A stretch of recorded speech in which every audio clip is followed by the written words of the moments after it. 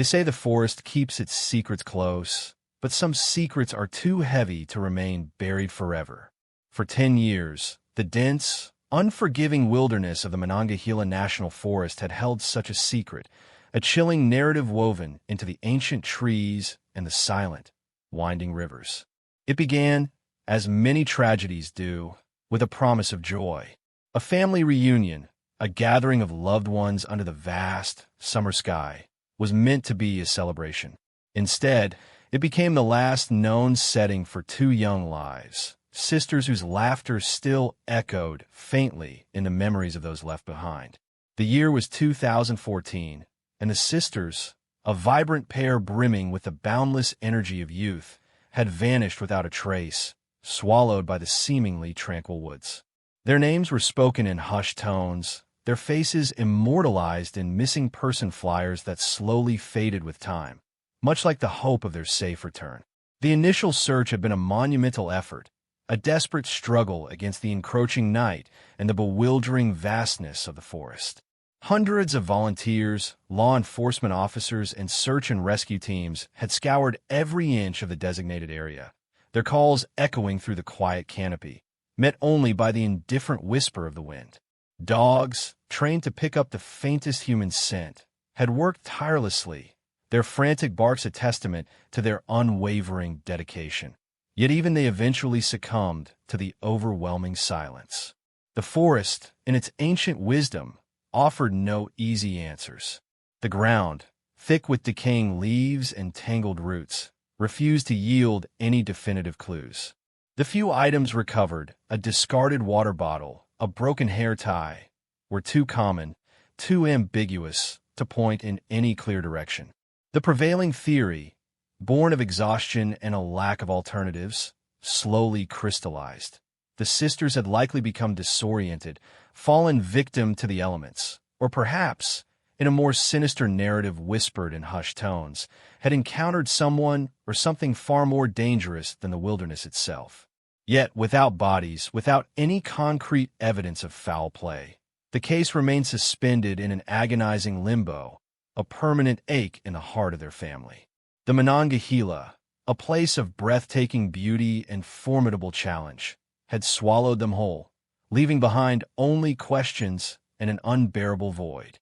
Years turned into a decade, and the initial fervor surrounding the disappearance had long since subsided, replaced by a quiet, persistent grief. The case, once a headline, had faded into the annals of unsolved mysteries, a cold file gathering dust in a forgotten drawer.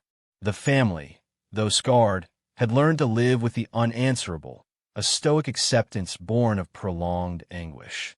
They never truly gave up hope, but the passage of time, an unforgiving tide, had slowly eroded the edges of their certainty, replacing it with a quiet despair. Then, in the summer of 2024, a decade after the sisters' vanishing, the forest, in its own cryptic way, decided it was time to speak. It chose an unlikely messenger, a treasure hunter, drawn to the promise of ancient relics and forgotten histories. This was not a man seeking fame or notoriety, but a quiet, methodical individual, armed with a metal detector and an insatiable curiosity for what lay hidden beneath the earth. His name was Elias Thorne, a solitary figure who found solace in the methodical swing of his detector and the hopeful chirp of its signal. Elias wasn't specifically looking for the missing sisters. His quest was for something far older, whispers of colonial-era artifacts, perhaps even remnants of Native American encampments in the less-trodden parts of the forest. He meticulously researched old maps, geological surveys, and historical accounts, seeking out areas where the earth might hold secrets predating modern memory. One such area, an unusually dense cluster of oak trees bordering a steep ravine, caught his attention. It was remote, difficult to access, and according to local lore, had been largely untouched for centuries, a perfect crucible for preserving the past. Elias, with his backpack laden with supplies and his metal detector humming expectantly, ventured into this forgotten corner of the forest, unaware that he was about to disturb a silence far more profound than he could have ever imagined. He worked slowly, deliberately, his eyes scanning the leaf-strewn ground, his ears attuned to the subtle shifts in the detector's tone. Hours passed, marked only by the changing light filtering through the canopy and the rhythmic sweep of his arm. He found the usual detritus of human presence: rusty nails, discarded bits of wire, a few old coins. Nothing extraordinary, but enough to keep his methodical search alive. Then, the detector emitted a distinct, high-pitched wail, a signal far stronger and more consistent than anything he had encountered that day. It suggested something substantial, something metallic, and perhaps something significant buried just beneath the surface.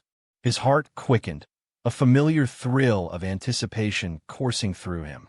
Carefully, he began to dig, peeling back layers of soil and compacted leaves. The earth here was particularly stubborn, clinging to its contents with an ancient tenacity. He worked with a small trowel, gingerly removing handfuls of dirt, not wanting to damage whatever lay beneath. The metallic object, when it finally emerged from its earthy tomb, was not what he had expected. It wasn't a colonial buckle or a Native American tool.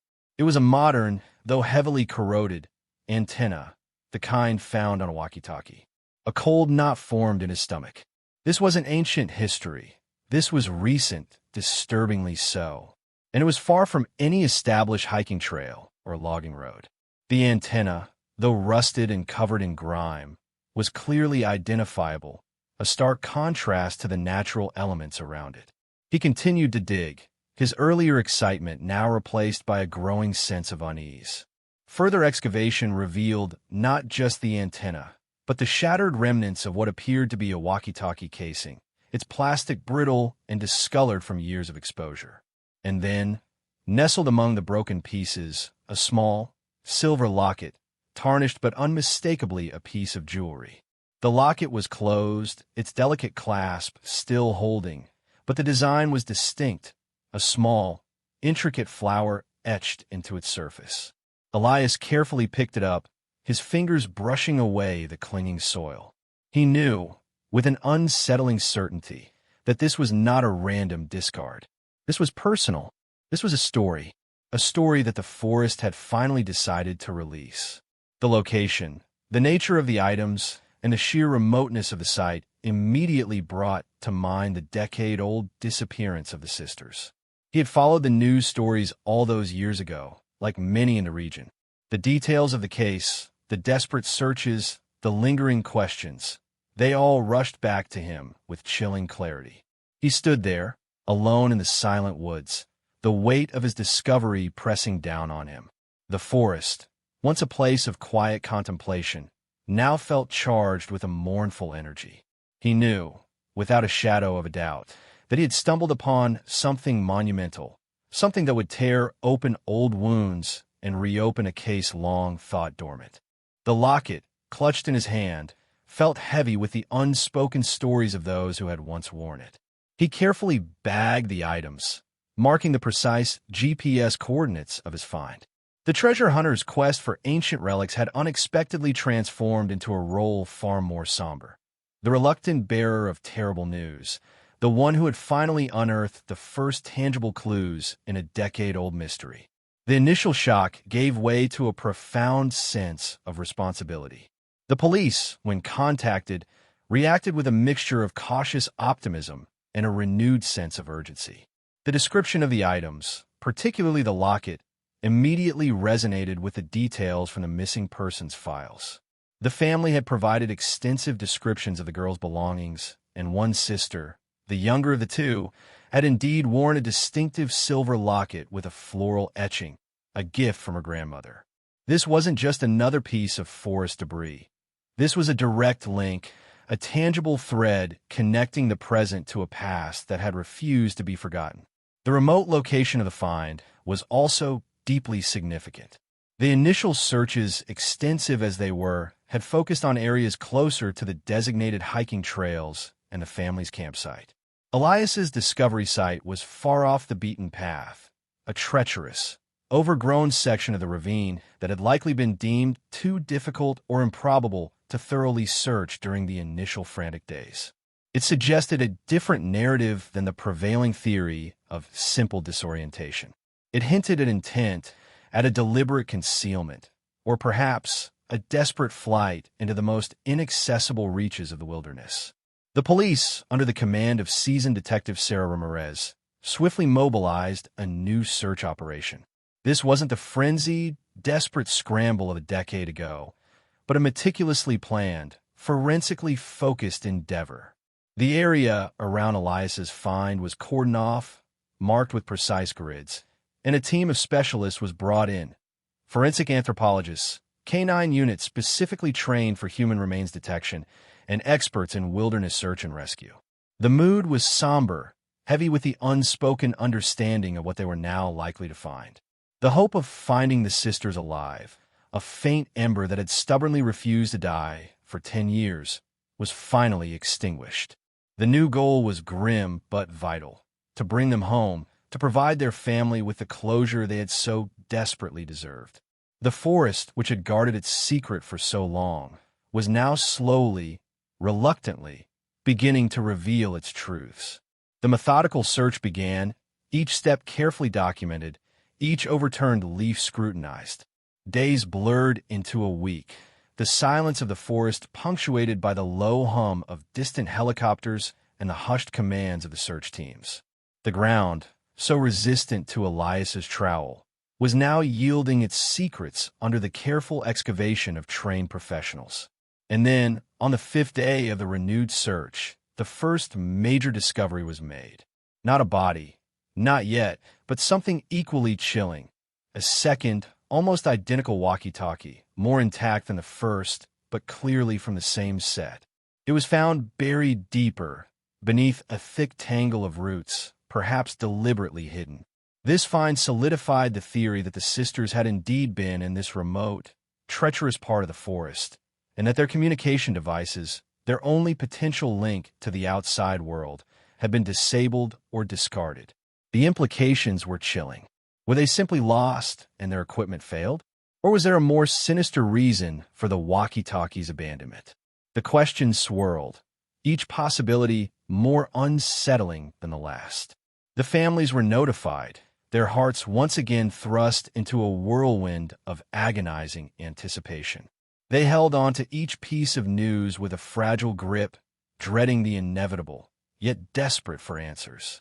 The media, catching wind of the renewed investigation, descended upon the quiet community, eager to rekindle the decade-old mystery. The initial narrative, that of 2 girls lost to the unforgiving wilderness, was now being challenged, replaced by a darker, more complex tapestry of possibilities. The forest, once merely a backdrop for a tragic accident, was now emerging as a potential crime scene, a silent witness to events far more sinister than anyone had dared to imagine. The weight of the forest silence grew heavier with each passing day. The methodical excavation continued, slowly peeling back layers of time, not just of earth and leaf litter, but of assumptions and theories that had held sway for a decade. The discovery of the second walkie-talkie, remarkably preserved despite its years in the soil, was a pivotal moment. Unlike the shattered remains Elias had found, this device was largely intact, its casing still holding together, though the antenna was bent and the internal mechanisms were undoubtedly corroded beyond repair. Its serial number, meticulously recorded, would later prove to be a crucial piece of the puzzle, confirming that it was indeed part of the set purchased by the sisters' family for the reunion trip. This consistency in evidence was a double-edged sword. It undeniably linked the items to the missing girls, yet deepened the mystery surrounding their presence in such an inaccessible and treacherous part of the forest. The prevailing theory of them, simply wandering off a trail, now felt woefully inadequate. If they were merely lost, why would their communication devices be so deliberately discarded and in such different states of disrepair? The questions were beginning to multiply faster than the answers, each new piece of evidence splintering the comfortable narrative of a tragic accident.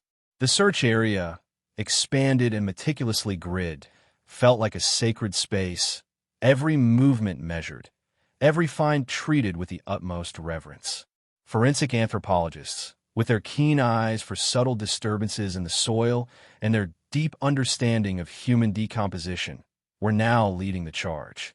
They moved with a quiet intensity, their gloved hands sifting through handfuls of earth, their gazes missing nothing. Canine units, their noses far more sensitive than any human, worked tirelessly, their focused movements guiding the teams to areas of interest.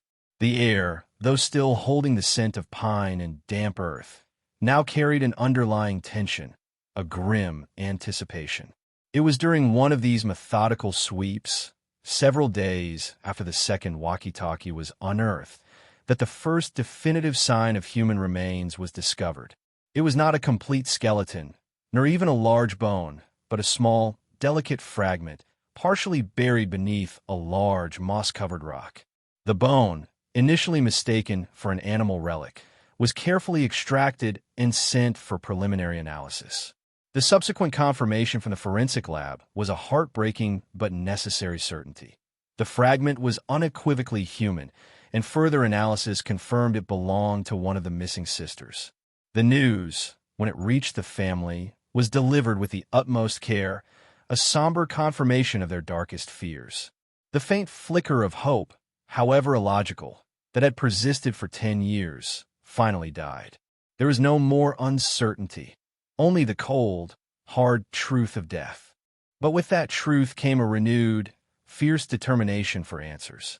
They were no longer searching for the missing. They were searching for justice.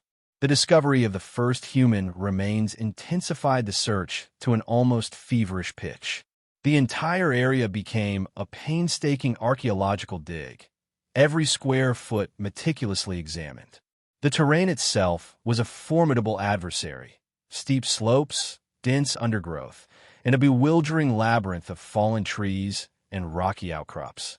It was a place where nature seemed determined to reclaim its secrets. Yet, the teams pressed on, driven by the knowledge that 2 young lives had ended here, and that the forest held the keys to their final moments. Days turned into weeks, and the slow, agonizing process of recovering remains continued. Each find, no matter how small, was treated as a sacred artifact, carefully cataloged, photographed, and packaged. The forensic team worked tirelessly, mapping the precise location of each bone fragment, each piece of clothing, building a grim mosaic of the tragedy. They theorized that animal scavenging and the natural processes of decay, accelerated by the elements, had scattered the remains over a wider area, making the recovery a laborious and emotionally draining task. Then, a few weeks after the initial bone fragment, a more substantial discovery was made: a cluster of bones, including parts of the skull, partially buried near a shallow depression, almost as if it had been a makeshift grave. With it, tangled in the roots, was a small, tattered piece of fabric, a vibrant pink, still retaining some of its original color despite years of exposure. The color immediately brought to mind the missing sister, the younger one, who had been fond of bright, cheerful clothing. The identification of the remains through dental records and DNA analysis, using samples provided by the family, confirmed the worst. Both sisters had perished in that remote corner of the forest. The exact cause of death was not immediately apparent, given the extent of decomposition and scattering, but the sheer fact of their presence there, so far off any beaten path, spoke volumes. The narrative of getting lost in the wilderness was now completely shattered. No one, not even experienced hikers, would have ventured so far into such impassable terrain without a compelling reason, especially 2 young girls. The scene, as it slowly came together, suggested something far more deliberate, far more sinister. The manner of their deaths, the scattered remains, the discarded communication devices, it all pointed towards foul play. But by whom and why? The answers remained elusive, hidden beneath the earth and the passage of time. The recovery operation was not just about finding bones. It was about reconstructing a story, about giving voice to those who could no longer speak. Each artifact, each fragment of evidence, was a word in that untold story. Among the remains, investigators also found a few personal items, heartbreaking in their orderliness. A small, beaded bracelet, a broken hair clip, and the remnants of a backpack, its fabric decayed, but its shape still discernible. These were not just objects. They were echoes of lives brutally cut short, poignant reminders of the vibrant young women who had once carried them. The discovery of these personal effects only deepened the sense of injustice, transforming the site from a mere recovery zone into a hallowed ground. The investigators, hardened by years of dealing with human tragedy, felt the weight of this case more profoundly than usual. The image of the two sisters, smiling in their missing person flyers, now contrasted starkly with the grim reality of their final resting place.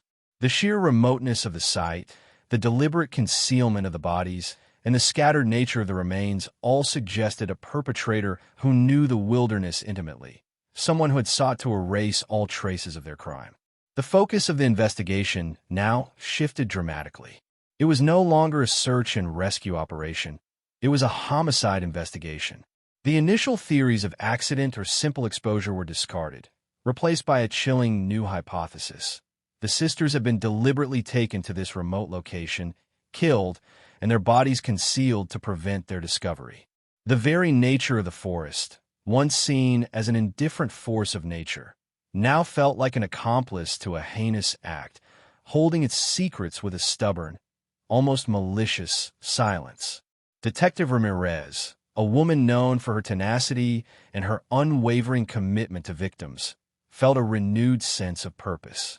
For 10 years, this case had been a ghost, a lingering unanswered question in her department. Now it was a tangible, horrifying reality, demanding answers, demanding justice. The painstaking work of forensic analysis began. Every bone, every piece of clothing, every fragment of evidence was subjected to rigorous scientific scrutiny. The goal was to extract any remaining DNA, any fibers, any trace evidence that could point to a perpetrator. The elements had taken their toll, but modern forensic techniques offered a glimmer of hope, a chance to find the microscopic details that could break the case wide open. The locket, the initial catalyst for this renewed investigation, was also subjected to intense scrutiny. Though tarnished, it held no obvious fingerprints. However, the unique floral etching was a crucial identifying detail, one that had been provided by the family in their initial reports. The fact that it was found near the first walkie-talkie and the remains of the younger sister painted a grim picture. It was a final, poignant link to a life that had ended far too soon. The emotional toll on the families was immense. The confirmation of their daughters' deaths, while providing a degree of certainty, also brought with it an overwhelming wave of grief and despair. The decade of uncertainty had been replaced by a crushing reality. Yet, within that grief, a new resolve began to emerge. They wanted answers. They wanted to know what had happened to their girls, who was responsible, and why. The silence of the forest had been broken, but the silence of the perpetrator remained. The new focus of the investigation now shifted from the discovery of remains to the reconstruction of the crime. The manner in which the bodies were found, scattered yet partially concealed, pointed towards a specific type of perpetrator. Someone who was familiar with the forest, someone who was comfortable operating in its depths, and someone who had a clear motive for wanting to erase all traces of their crime. The remote location, miles from any established trail or road, was not a place one would stumble upon accidentally. It was a destination, a chosen site for a heinous act. This was not a random opportunistic crime. This suggested premeditation, a deliberate act of violence and concealment. The initial theories that had dominated the first 10 years of the case, exposure, accidental fall, getting lost, were now unequivocally discarded. This was murder. The discovery of the remains had fundamentally shifted the landscape of the investigation, transforming a cold case of missing persons into an active homicide inquiry.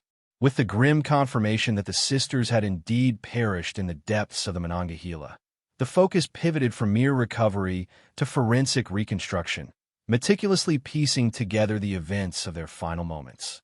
The crime scene, now meticulously mapped and documented, stretched over a considerable area, indicative of the scattering of remains by both natural processes and, potentially, by the perpetrator's efforts to conceal.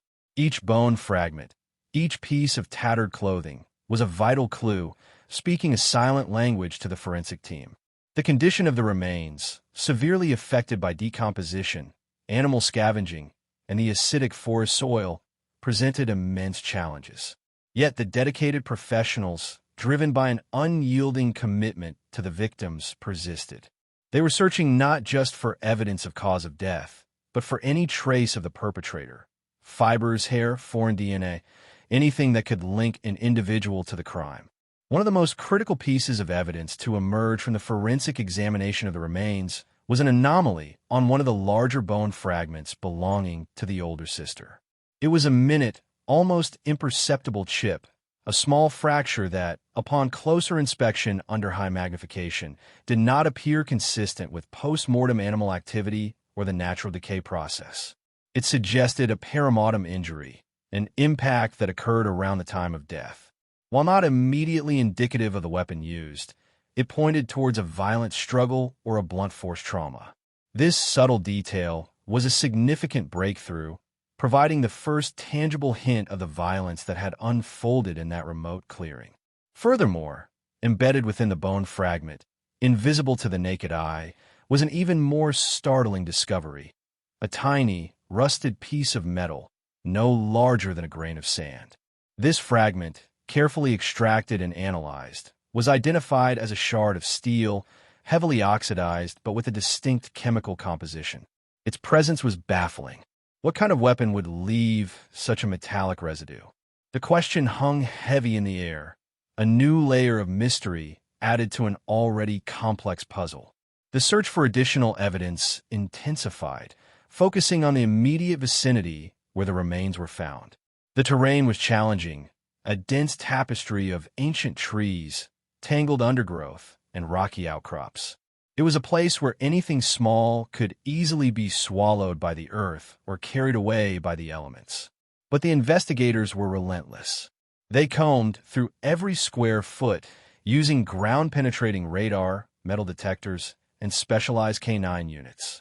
It was during one of these systematic sweeps, several yards from where the majority of the remains had been concentrated, that a K9 unit specializing in tool and weapon detection signaled strongly near a gnarled oak tree. The ground there was particularly difficult, a dense mesh of roots clinging to the soil. After careful excavation, a remarkable and profoundly disturbing object was unearthed: an arrowhead. The arrowhead was unlike anything found in the immediate region from historical records. It was crudely fashioned, made not of flint or obsidian, but of a dark, crystalline rock that did not appear to be native to the Monongahela. More strikingly, it showed distinct signs of impact, and a small, almost microscopic chip was missing from its tip, a chip that bore a striking resemblance to the metal shard found embedded in the bone fragment. The implications were chilling.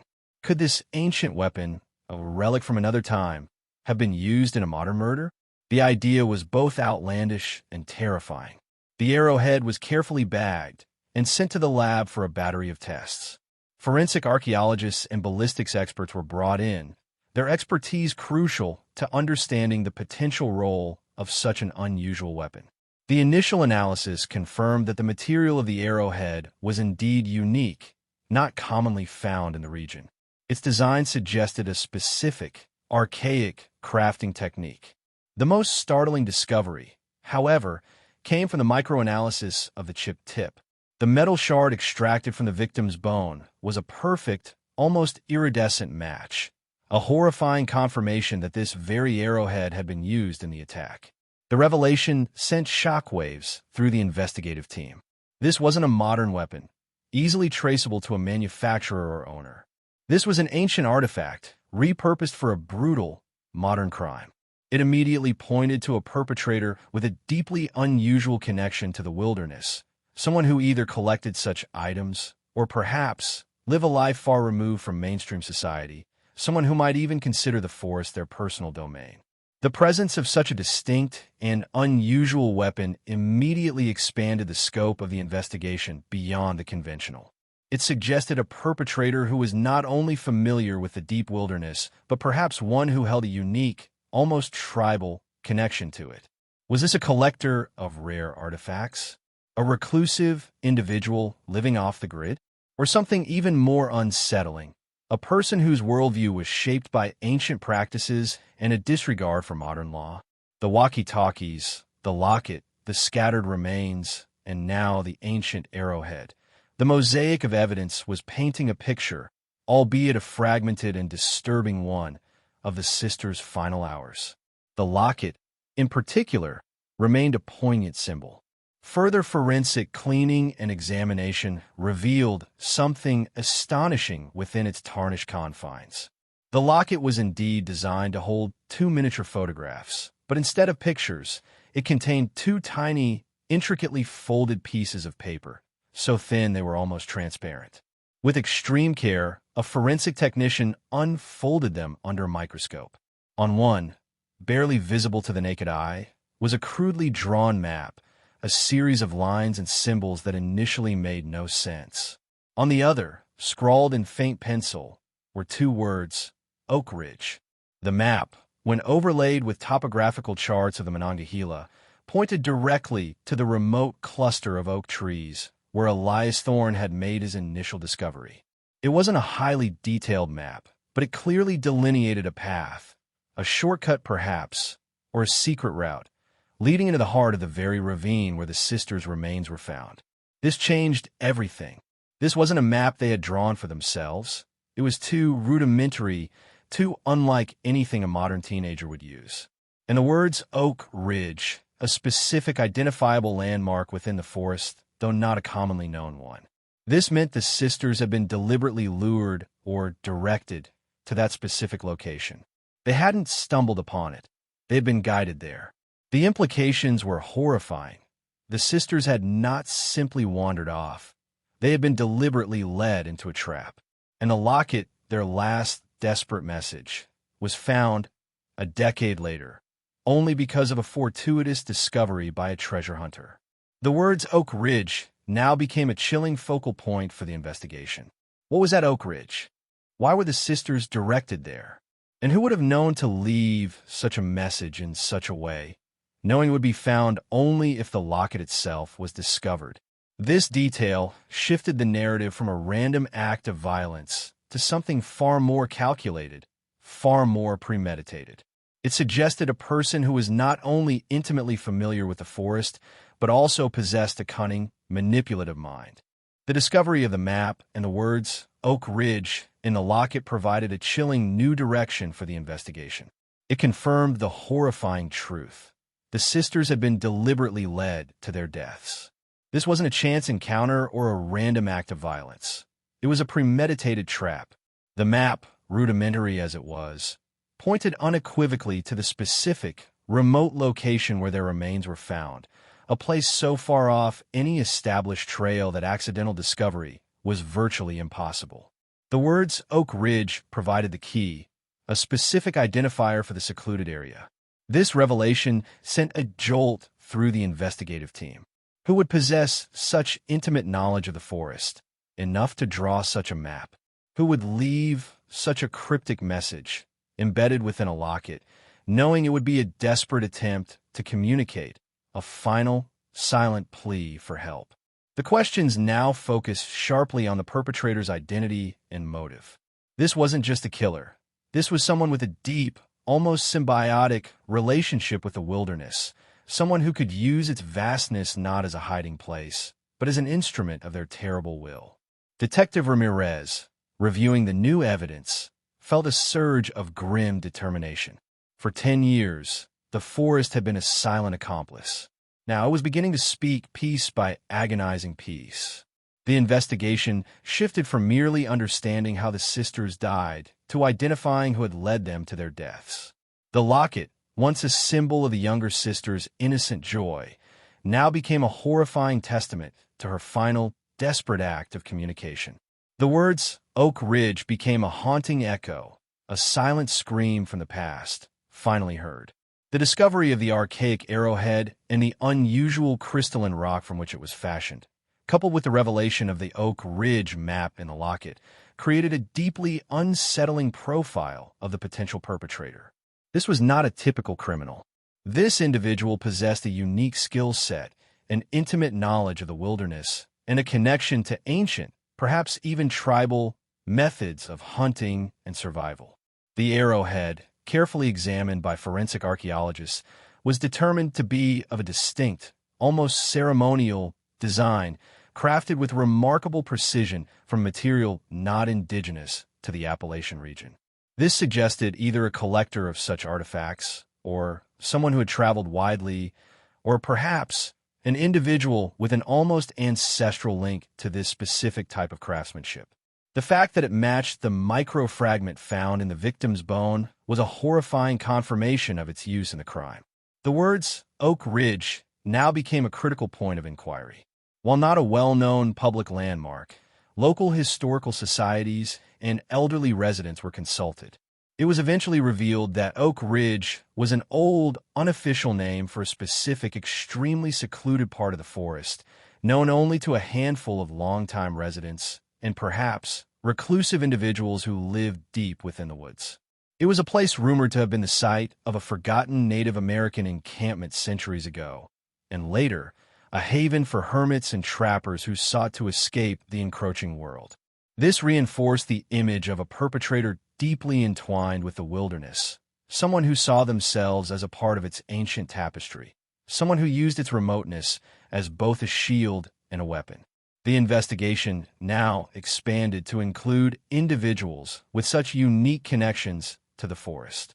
Local trappers, hermits, survivalists, and even historians or collectors of Native American artifacts were identified as potential persons of interest.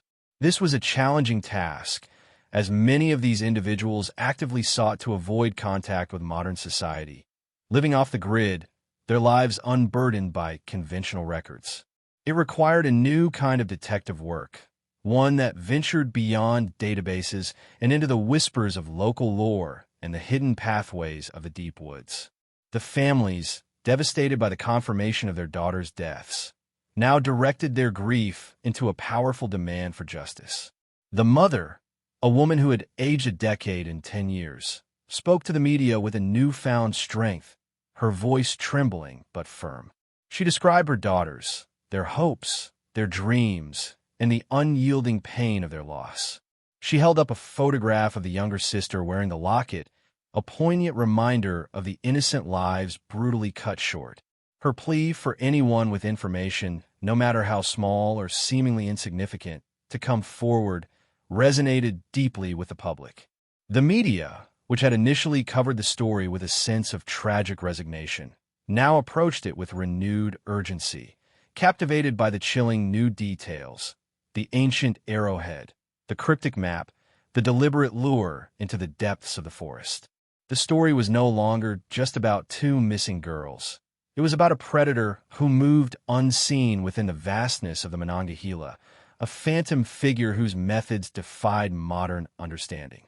The sheer audacity of using an ancient weapon, the calculated deception of the map, and the deliberate concealment of the bodies all pointed to a singular, terrifying conclusion. This was a killer who viewed the forest as their domain, its secrets their protection, and its wildness their weapon. The investigators, now certain they were hunting a unique and dangerous individual, began to construct a psychological profile. This was not a spur-of-the-moment crime. It was planned, methodical, and deeply disturbing. The perpetrator likely saw the sisters not as individuals, but as intruders, trespassers in their sacred space, or perhaps as offerings to a twisted ideology. The vastness of the Monongahela, once perceived as an indifferent backdrop to a tragic accident, now loomed as a silent accomplice to a heinous act, holding within its ancient embrace the chilling truth of a killer who had walked its paths unseen for far too long. The discovery of the map and the words, Oak Ridge, had not only illuminated the path to the sisters' final resting place, but it also revealed the cunning nature of their killer. It pointed to a deliberate act of luring, a calculated manipulation that shattered any lingering notion of an accidental disappearance. This was not the work of a random individual. It was the act of someone deeply entrenched in the forest's hidden lore, someone who understood its secret language and could exploit its deceptive tranquility for their sinister purposes. The question of who could have possessed such intricate knowledge became the central pillar of the renewed investigation. The authorities began to delve into the obscure corners of local history and folklore. They interviewed elderly residents who remembered stories of hermits and recluses living deep within the Monongahela, individuals who actively shunned society, their lives interwoven with the rhythm of the wilderness. These were not typically dangerous people, but their reclusive nature and intimate understanding of the forest made them, at the very least, persons of interest. The specific reference to Oak Ridge also led investigators to scour old land records, historical society archives, and even forgotten local journals. Oak Ridge was indeed an informal, almost whispered name for a particular cluster of ancient oaks, known for their unusual growth patterns, near a natural spring in one of the most remote and challenging sections of the forest. It was a place not found on any modern map, a secret known only to a select few. The location itself was steeped in local legend, rumored to have been a spiritual site for ancient indigenous tribes, and, in more recent history, a clandestine meeting point for various groups seeking solitude or anonymity. This context added another unsettling layer to the crime. Was the perpetrator driven by some twisted sense of territoriality, viewing the sisters as trespassers on sacred ground?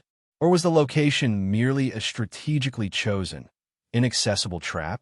The combination of the primitive arrowhead, the expertly concealed remains, and the cryptic map pointed towards an individual who operated outside the norms of modern society, someone who had cultivated a deep, perhaps obsessive, relationship with the wilderness. The meticulous forensic analysis of the arrowhead continued, yielding even more disturbing details.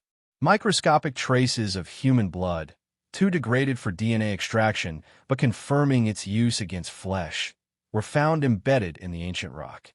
Additionally, faint striations on the crystalline surface suggested it had been sharpened repeatedly, not with modern tools, but with abrasive natural stones, indicating a primitive, almost ritualistic care for the weapon.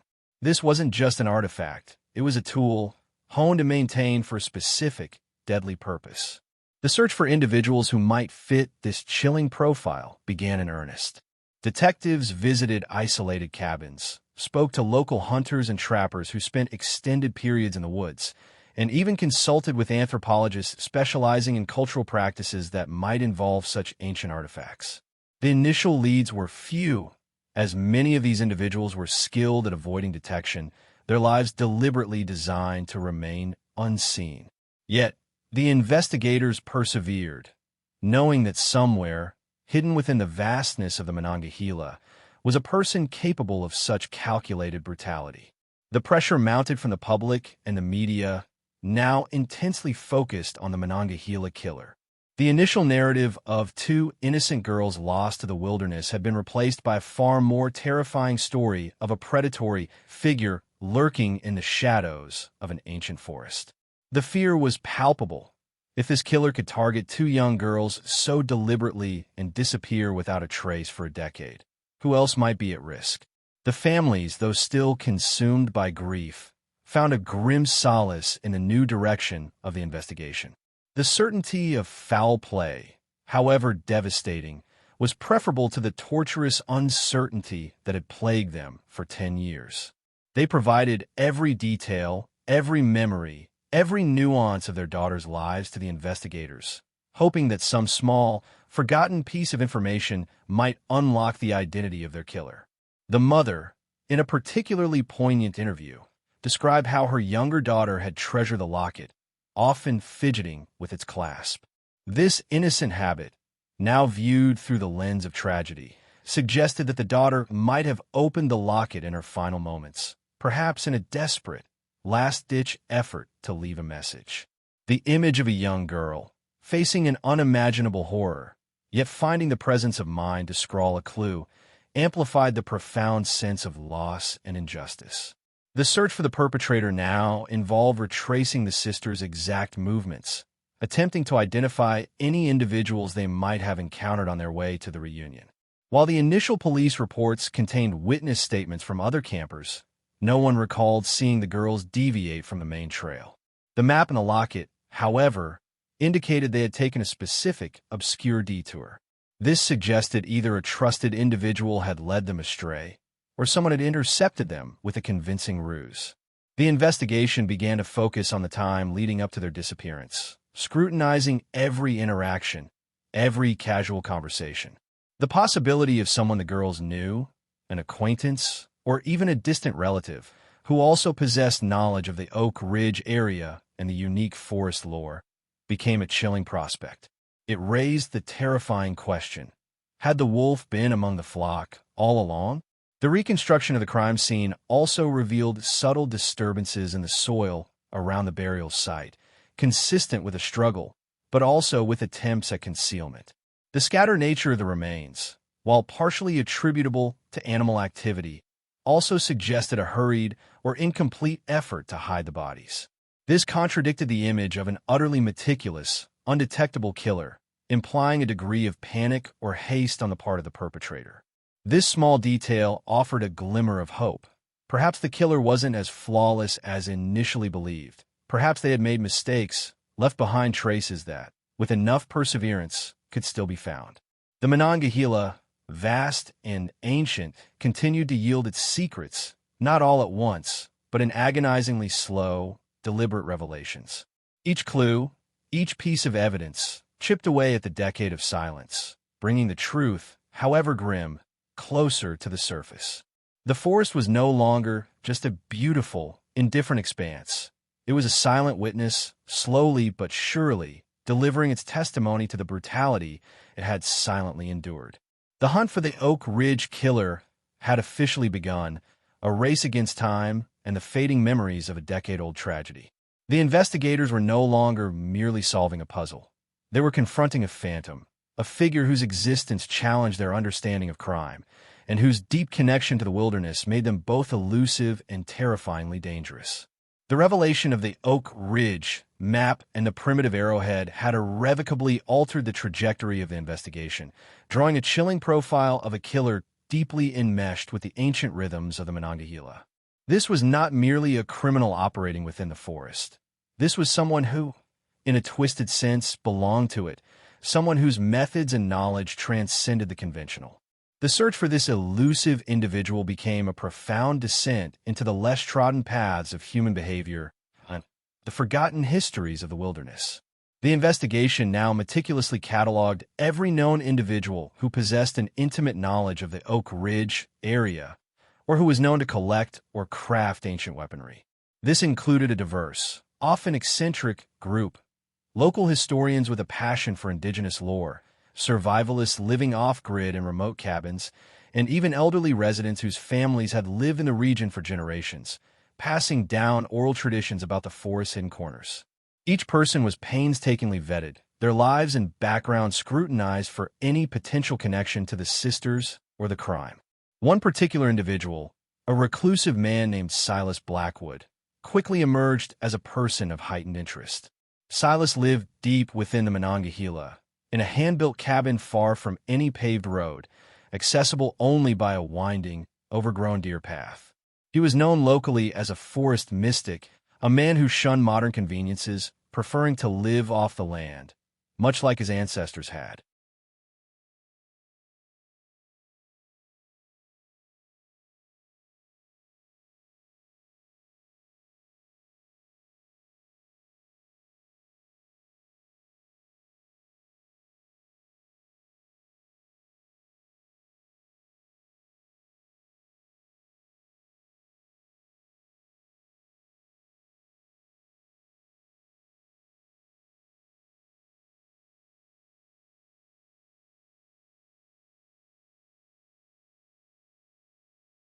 He was an expert tracker, a skilled craftsman, and an avid collector of Native American artifacts, often bartering his crafted goods for supplies in the nearest small town. His reclusive nature had, for years, made him an object of local curiosity, but never suspicion. Now, his unique knowledge of the forest and his penchant for ancient tools placed him under an intense, though discreet, spotlight. Detective Ramirez, ever cautious, knew that Silas's lifestyle alone did not make him a killer. However, the evidence, particularly the arrowhead and the Oak Ridge map, pointed toward someone with precisely his kind of specialized knowledge. A covert surveillance operation was initiated, discreetly observing Silas's movements, his infrequent trips to town, and his solitary existence within the vastness of the woods. The task was challenging. Silas was accustomed to being unseen, his movements fluid and silent as a shadow. Meanwhile, the forensic team worked tirelessly on the arrowhead itself. Beyond the microfragments of human blood and the match to the bone shard, further analysis revealed something even more astonishing. Faint, almost imperceptible striations on the crystalline rock, consistent with specific hand tool markings. These markings, when compared to known examples of primitive tool craftsmanship, suggested a distinct, almost signature, style of shaping the stone. It was a fingerprint in rock, a unique identifier of the craftsman. This crucial piece of evidence could potentially link the weapon directly to its maker. Simultaneously, investigators delved deeper into the sisters' final day, retracing their steps from the reunion campsite. The initial interviews with other campers had focused on their activities near the main trails. Now, with the knowledge of the Oak Ridge map, a new line of questioning emerged. Had anyone seen the girls speaking to an unfamiliar individual? Had anyone witnessed them taking an unusual path, a shortcut perhaps, that diverged from the main route to their family's designated picnic area? The original witness statements were reviewed with fresh eyes, searching for any overlooked detail, any fleeting observation that might now hold new significance. One such review uncovered a vague recollection from a young boy, now a teenager, who had been playing near the edge of the campsite a decade ago. He remembered seeing two girls, matching the sisters' description, talking to a man with a long beard and a strange hat, near a less-used path that led deeper into the woods, in the general direction of Oak Ridge. At the time, the boy's parents had dismissed it as a child's overactive imagination, or a harmless encounter with a local eccentric. Now, his fragmented memory took on a chilling new weight. The man with a long beard and a strange hat fit Silas Blackwood's description perfectly. This was not concrete evidence, but it was a powerful piece of circumstantial information, placing Silas in the immediate vicinity of the girls, just prior to their disappearance, and near a path that aligned with the hidden map. The pressure on Detective Ramirez to act was immense. The public demanded answers, and the mounting evidence, though still largely circumstantial, was pointing inexorably toward Silas. Yet, she was a meticulous investigator, unwilling to move without undeniable proof. The remote location of Silas's cabin and the nature of the evidence necessitated a carefully planned operation. A search warrant detailing the unique circumstances of the case was prepared and approved. The raid on Silas Blackwood's cabin was executed with precision and caution. The team, accustomed to urban environments, found themselves navigating a dense, booby-trapped wilderness, a testament to Silas's self-sufficient and highly secretive lifestyle. The cabin itself was a marvel of rustic ingenuity, filled with hand-carved furniture, drying herbs, and an impressive collection of ancient artifacts, meticulously arranged on wooden shelves. Among these artifacts, neatly displayed on a worn deerskin rug, was a collection of crafting tools, bone awls, hardened leather mallets, and an array of naturally abrasive stones. And then, the critical discovery, a small wooden box hidden beneath a loose floorboard. Inside, nestled on a bed of dried moss, were several newly fashioned arrowheads, made from the same dark, crystalline rock as the murder weapon. Each bore the distinct, almost identical hand tool markings that the forensic team had identified as a signature of the killer's craftsmanship. And in a separate compartment, an even more damning piece of evidence, a small, intricate carving tool, its tip perfectly matching the minute striations found on the murder weapon. This was the final, undeniable link. The tool, the stone, the signature craftsmanship, It all pointed to one man, Silas Blackwood. The cabin also yielded other unsettling discoveries.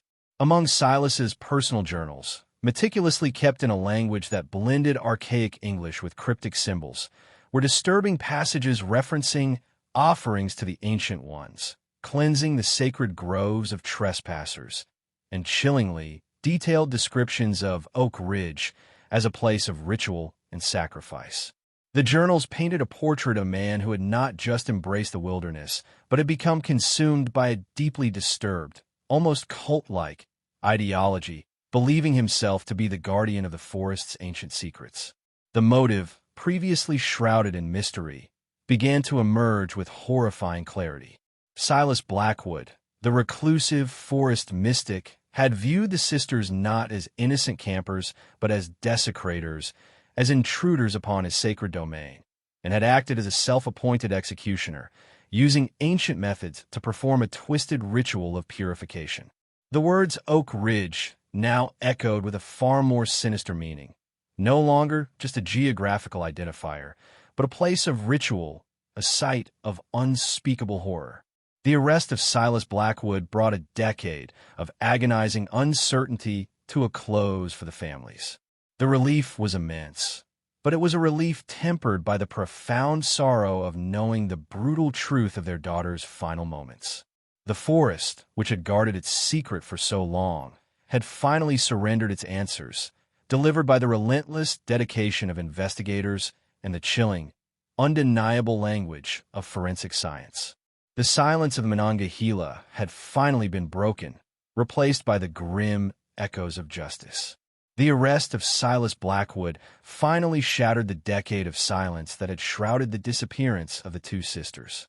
The evidence, painstakingly gathered and meticulously analyzed, painted a chilling portrait of a killer deeply enmeshed in a distorted ideology, whose reverence for the ancient wilderness had curdled into a murderous conviction. The revelations brought a tidal wave of grief and outrage to the public, and a profound, if painful, sense of closure to the families who had endured a decade of unimaginable uncertainty. The final pieces of the puzzle, laid bare in the search of Silas Blackwood's cabin, were damning. The crafting tools precisely matching the marks on a murder weapon, the collection of identical arrowheads made from the unique crystalline rock, and most disturbingly, the cryptic journals filled with references to sacred groves and offerings, all solidified the case against him. The psychological profile of a reclusive, territorial individual who viewed himself as the protector of the forest against trespassers was no longer a theory. It was a terrifying reality. The interrogation of Silas Blackwood was a harrowing ordeal. He remained largely impassive, his eyes holding a disturbing, almost serene detachment. He spoke in riddles, referencing ancient spirits, the purity of the forest, and the need to cleanse it of those who defiled its sanctity. He offered no remorse, no apology, only a chilling justification for his actions, rooted in a twisted interpretation of nature's laws. He confirmed, without emotion, that he had indeed encountered the sisters near the campsite, lured them with a fabricated story of a secret, beautiful spring at Oak Ridge, a place only known to a select few. He had promised them unique insights into the forest's hidden wonders, preying on their youthful curiosity and adventurous spirit. He confessed to guiding them deep into the ravine, far from any established paths, to what he considered his sacred ground. There, he had confronted them, accusing them of trespassing and defiling the ancient spirits of the forest. When they became frightened and attempted to flee, he had attacked them, using the very arrowhead that was found embedded in one of the sisters' remains.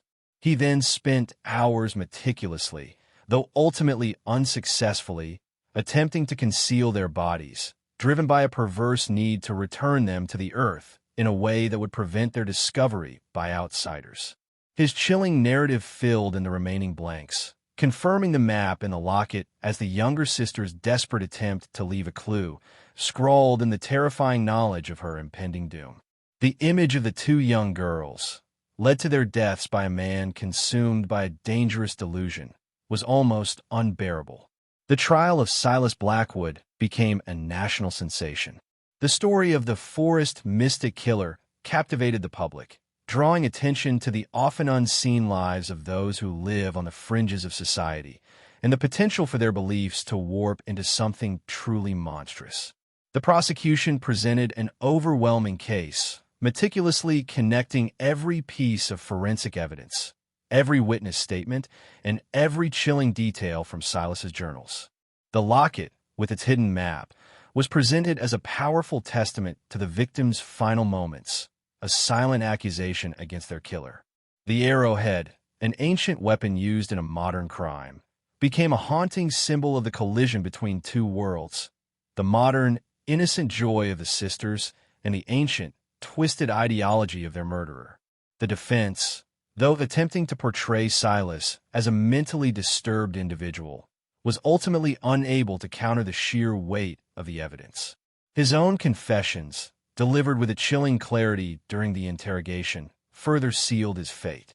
The jury, after a relatively short deliberation, returned a verdict of guilty on 2 counts of first-degree murder. Silas Blackwood was sentenced to life in prison, ensuring that the Monongahela National Forest, which he claimed to protect, would never again be defiled by his presence. For the families, the verdict brought a complex mix of emotions. There was relief, a deep, profound sense that justice had finally been served, and that the man who had stolen their daughters' futures would pay for his crimes. But there was also a pervasive emptiness, a gaping wound that no verdict could ever truly heal. Their daughters were gone, their vibrant lives extinguished in a horrific act of violence. The closure was not a joyous occasion, but a somber acceptance of a terrible truth and a grim determination to honor the memories of their lost loved ones. In the aftermath, the story of the sisters' disappearance and the subsequent hunt for Silas Blackwood became a cautionary tale, a stark reminder of the hidden dangers that can lurk even in places of breathtaking natural beauty.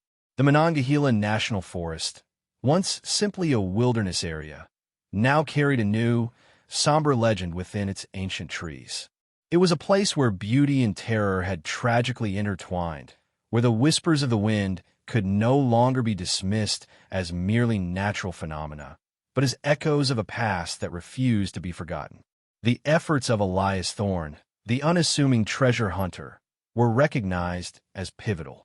His simple act of curiosity, his methodical swing of a metal detector, had inadvertently become the catalyst for solving a decade-old mystery, bringing answers to a family tormented by uncertainty.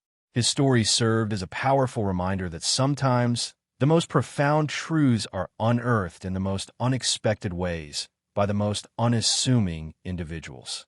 The case of the Monongahela sisters, as it came to be known, left an indelible mark on the community and on the broader public consciousness. It highlighted the dedication of law enforcement, the relentless pursuit of justice, and the enduring power of forensic science to speak for those who can no longer speak for themselves.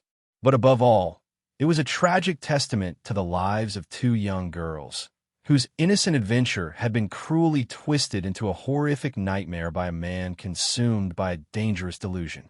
The forest, in its vast, ancient silence, had finally revealed its darkest secret, but the scars of that revelation would forever remain, a permanent shadow woven into the tapestry of the Monongahela's beautiful, yet sometimes terrifying, embrace. The echoes of their laughter, once vibrant and full of promise, now served as a haunting reminder of lives lost too soon, and the unyielding fight for truth in the face of unspeakable evil.